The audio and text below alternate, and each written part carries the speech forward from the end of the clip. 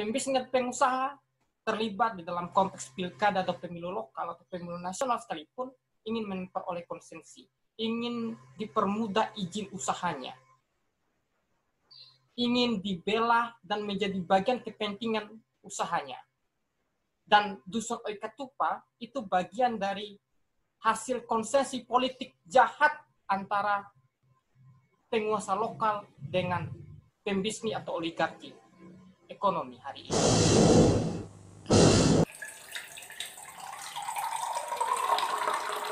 Oke, Assalamualaikum warahmatullahi wabarakatuh. Waalaikumsalam. Selamat sore, Pak Direktur. Salam Pancasila. Siap, Bro. Baik, hari ini Pak Direktur, hari ini kita berbicara konstelasi politik di NTB, khususnya di Kabupaten Bima dan Dompu, Pak Direktur. Jadi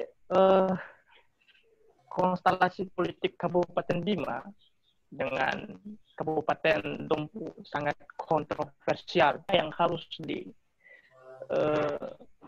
coba kita diskusikan hari ini, Pak Direktur. Oke, memang di Bima ataupun di Dompu saat ini menggelar pilkada ya, pemilu lokal. Situasinya mungkin cukup panas. Kita lihat situasi pilkada di Kabupaten Bima itu cukup panas. Di Kabupaten Bima dan Dompu itu saat ini dinamikanya diperparah dan diperpanas oleh ada semacam di balik konstelasi tersebut ada kepentingan untuk merebut konsensi di luar di belakang konstelasi itu. Mungkin Kabupaten Bima yang pertama. Kabupaten Bima saat ini yang merebut Bima 01 dan 02 di saat ini ada 3 paket. Yang pertama itu adalah paket incumbent, yaitu IDP Dahlan, kemudian paket yang kedua itu Syafaat, dan paket yang ketiga itu adalah Iman, Dr. Ivan dan Alfredison. Tapi yang menarik adalah ketika berbicara tentang pertarungan 3 paket ini, ada semacam kepentingan di belakang pertarungan itu. Sekali lagi yang saya sebut yang tadi yang pertama adalah ada konsensi politik yang ingin diperoleh oleh pengusaha dan pembisnis di balik konstelasi politik di Kabupaten Bima hari ini. Mungkin yang nyaring kita dengar hari ini adalah adanya gugatan masyarakat Dusun Oikatupa di Sanggar, Tambora.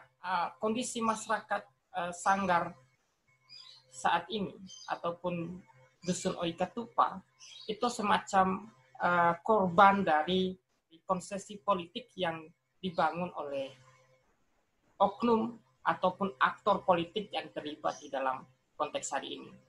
Karena apa?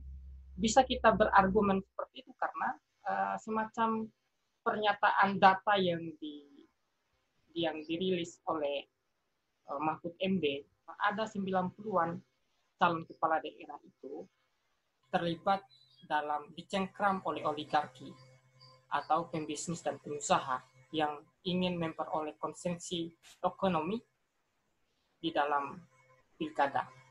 Konsensi ekonomi itu dalam artian itu adalah pembukaan izin tambang, izin penggarapan HGU dan sebagainya. Artinya seolah-olah pemberian konsesi itu adalah korupsi kebijakan, intinya begitu. Di Bima dan khususnya di Bima yang pertama dan di Dompu juga, di Bima itu PT Sanggar Agro Karya Persada itu yang mula-mula pada 90-an lama lah mendapatkan SKHGU, kemudian hari ini mulai dari 2015-14 lah yang dulunya itu HGU untuk penanaman jambu mente, kelapa dan sebagainya, sekarang uh, menerima HGU baru, yaitu untuk penanaman minyak kayu putih, itu seolah-olah hasil konsensi politik itu.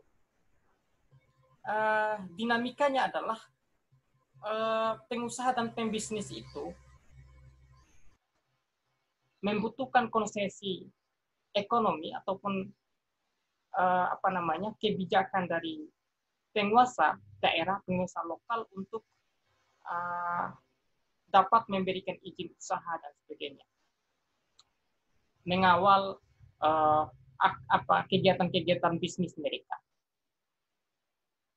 Berbicara tentang hari ini misalnya, Dusun Oikatupa itu telah menjadi bagian dari aturan Pemda masuk di dalam sebuah desa, dibuatkan di dalam perda itu adalah wilayahnya jelas di dalam perda.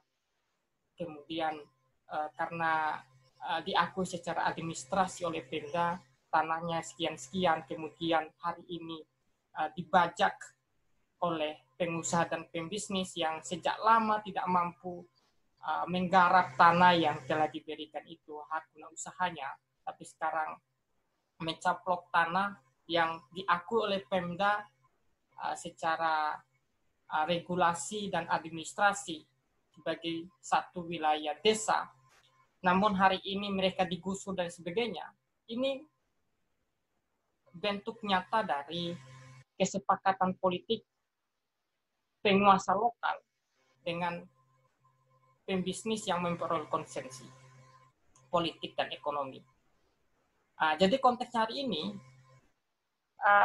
yang naik atau yang maju di dalam pilkada hari ini, khusus di Bima dan Dompu, itu terlibat dalam konteks dicengkram oleh kepentingan-kepentingan pembisnis dan oligarki yang ingin mendapatkan konsensi.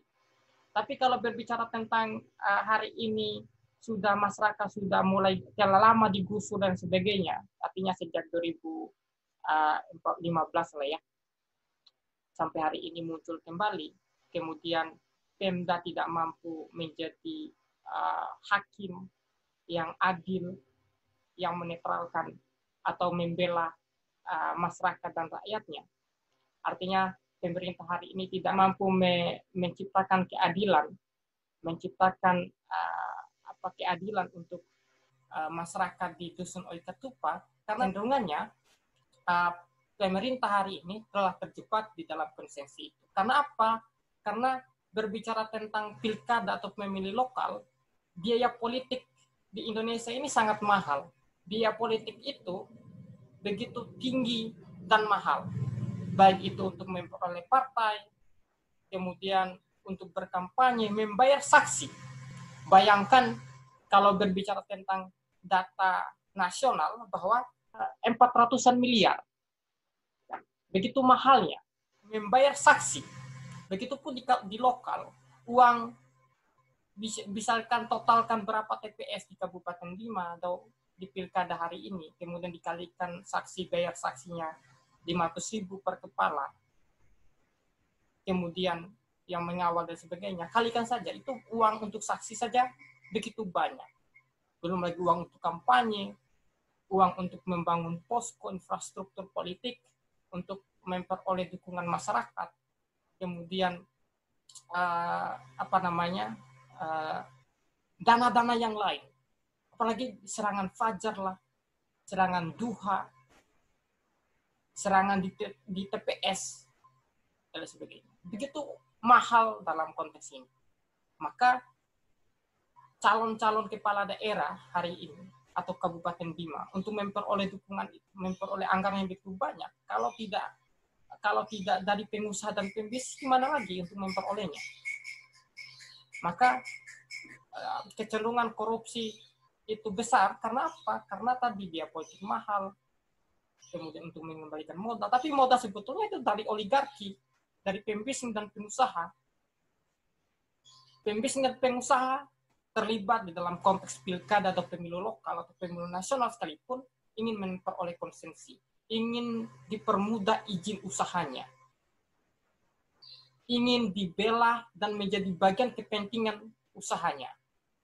Dan Dusun Oikatupa itu bagian dari hasil konsesi politik jahat antara penguasa lokal dengan pembisnis atau oligarki ekonomi hari ini.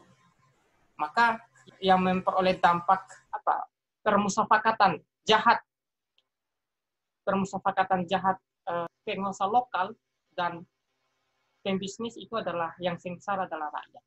Yang memperoleh kesengsaraan adalah rakyat. Yang memperoleh kesengsaraan yang paling utama adalah perempuan dan anak.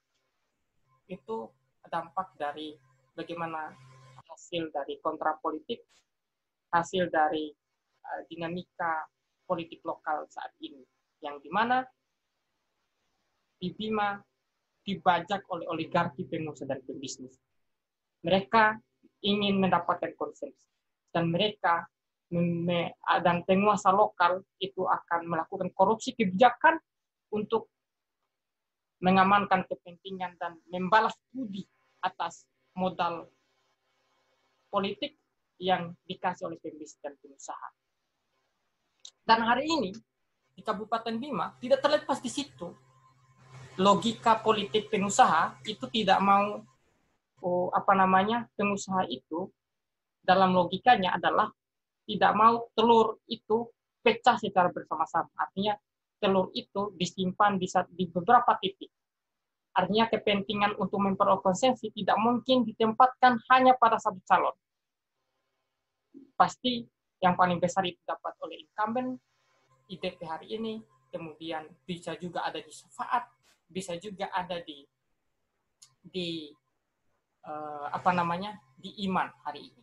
Tetapi kecenderungannya pengusaha dan pembisnis itu, walaupun dananya semua masuk di semua paslon, namun ada dananya yang lebih besar disimpannya, yang kecenderungan yang benar. Terutama berbicara tentang incumbent, kecenderungannya incumbent selalu memperoleh dana yang lebih besar dari konsen pembisnis dan pengusaha. IDP dan Dahlan hari ini. Kecenderungannya dia akan memperoleh sumbangan, suntikan dana yang lebih besar dari pembisnis dan pengusaha karena mereka memiliki kekuasaan, mereka memiliki infrastruktur kekuasaan, bisa memiliki relasi kuasa, menekan birokrasi, menekan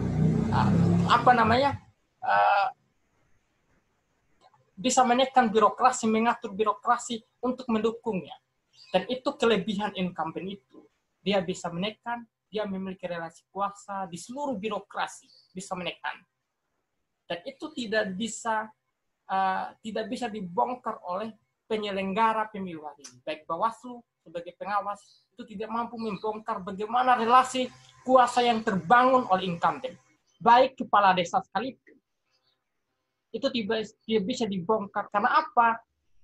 Hari ini bupati atau incumbent, penguasa lokal itu bisa mengatur anggaran dana desa. Pengaturan itu yang saya maksud adalah mencairkan atau tidak. Dan itu ada di dalam kekuasaan incumbent. Dan itu keunggulan incumbent hari ini.